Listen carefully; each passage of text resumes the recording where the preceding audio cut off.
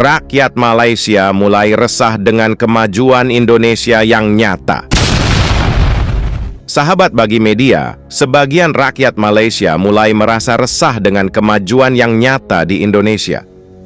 Prestasi ekonomi, pembangunan infrastruktur, dan ketenaran budaya bahasa Indonesia menimbulkan kekhawatiran di kalangan beberapa individu di Malaysia, menciptakan perasaan ketidaknyamanan terkait persaingan regional dan perbandingan antar negara. Berikut cuplikan pandangan dari tokoh dan warga Malaysia. Harus ada tim yang mengkaji atau meneliti pengalaman Indonesia dalam proses ini, ya, daripada era Pak Habibie sampai Jokowi.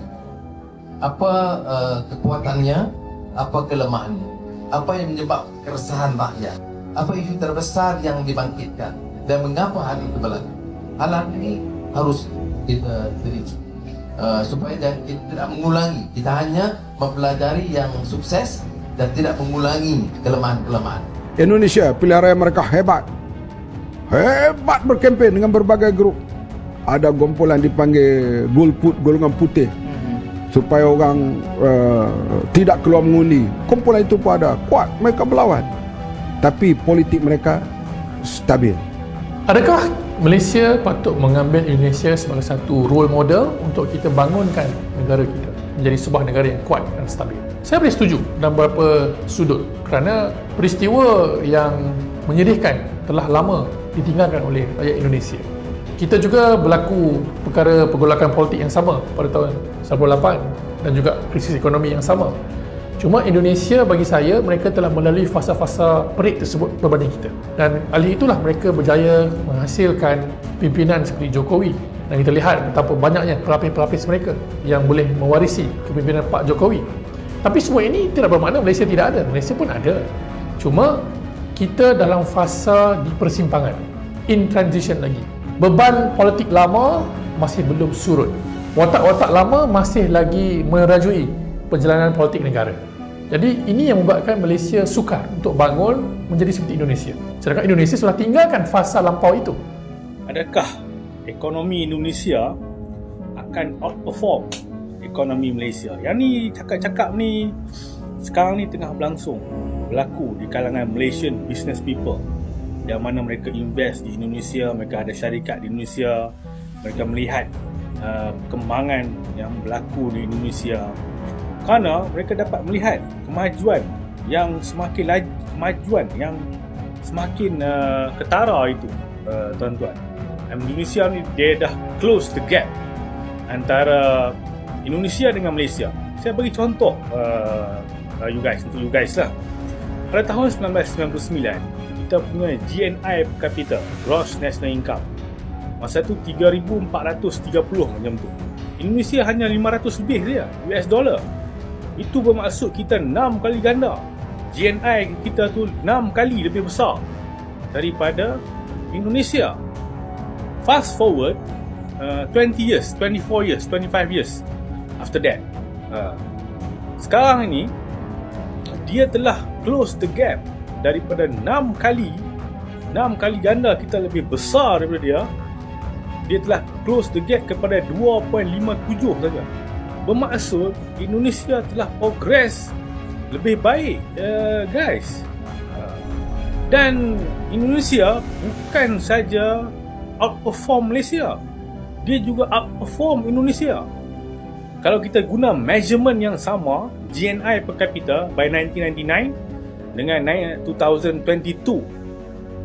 kita guna kaedah yang sama itu, Indonesia ni dia telah outperform India. Walaupun ialah media barat ni suka menggambarkan India ni the fastest growing economy lah, tapi realitinya kalau lihat kepada GNI per capita itu, saya ingat Indonesia dengan Malaysia ni lebih kurang dalam 1.92, saya ingat 2022. Kalau compare dengan, maksudnya Indonesia lebih tinggi daripada India dari segi GNI per capita.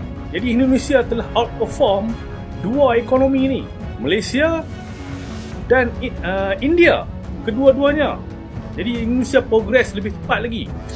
Dan tuan-tuan, apabila kita baru-baru ni kan, Indonesia baru-baru ni siap dia punya tu kereta api laju daripada Bandung ke Jakarta. Saya ingat ambil masa lebih kurang dalam 1 hour je from Jakarta to Bandung. Kalau sebelum ni saya rasa berjam-jam lamanya kalau kita travel by car. Saya pernah pergi ke Bandung daripada Jakarta, lama saya ingat mungkin 3 jam ke 4 jam baru nak sampai ke Bandung itu dengan jalan jam dan sebagainya.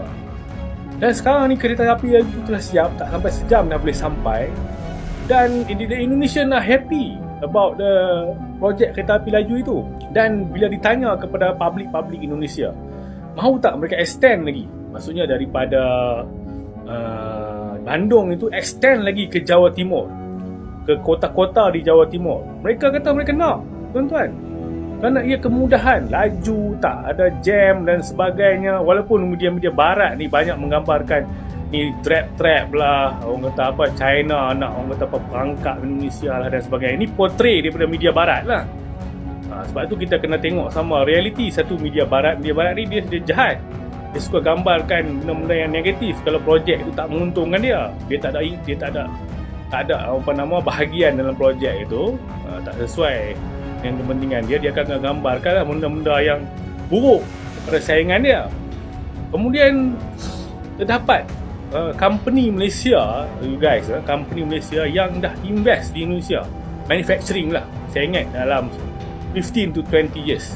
Apa dia orang punya pandangan terhadap pekerja Indonesia, tuan? Saya dengar kan mereka cakap, kita pekerja Indonesia ni rajin, disiplin, dia kata, dan zero turnover, tuan-tuan. Bermaksud mereka happy business mereka di Indonesia. Mereka ni company Malaysia tau, tapi mereka dah beroperasi di Indonesia 15 to 20 years dan dia happy with Indonesia. Mereka tak mau balik ke Malaysia. This is something quite weird lah, tuan-tuan. Dia cari kat Malaysia tapi dia tak mau balik ke Malaysia. Dia nak stay di Indonesia. Dan kita lihat perkembangan ini, tuan-tuan. Saya rasa jawapan dia adalah political stability. Indonesia sejak reformasi itu bergoncang lah. 1998 tu Soeharto dijatuhkan. Kemudian naik beberapa orang selepas itu, dan mula stabil ketika SBY, Susilo Bambang Yudhoyono, yang berkuasa selama 2 penggal itu sejak 2004 itu. Indonesia politiknya mula stabil. Tak ada lagi dah pergolakan besar, tuan-tuan. Yang tak ada kepada Malaysia, tak ada kepada Filipina, tak ada kepada Thailand, tuan-tuan. Jadi dalam tempoh itu Indonesia telah progress tremendously. Dan sekarang ni pula mereka ada 3 orang calon presiden. Mereka ada 3 Prabowo, Pak Ganjar dengan Anies Baswedan. Dan tak ada di kalangan mereka ni yang ekstrim. Dan mereka ada 3 choice. Kalau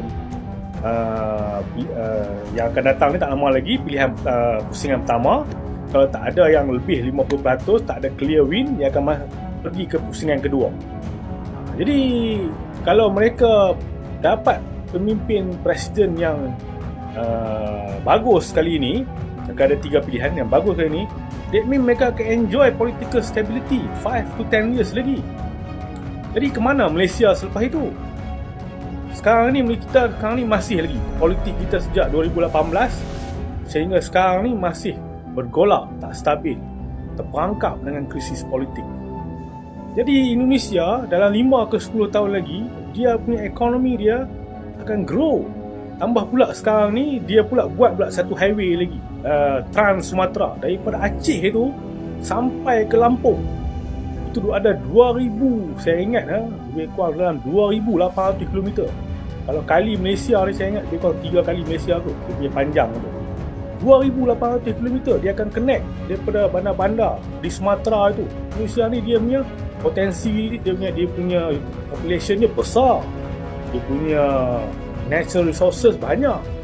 Jadi saya pun bimbang lah, tuan-tuan, dengan keadaan Malaysia ni, dengan kita punya Indonesia pun dah outperform kita, dengan kita punya politik pun masih lagi serabut, tak stabil ni.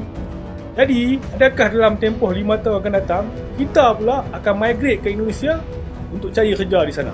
Indonesia yang dulu kita pandang remeh, kita pandang rendah, ya, sebagai negara pembekal buruh kasar, pembantu rumah, ya, masyarakat yang kurang maju, kitalah yang paling maju di kalangan rumpun Melayu dan sebagainya. Tetapi sekarang ini kita malu, ya, kita malu.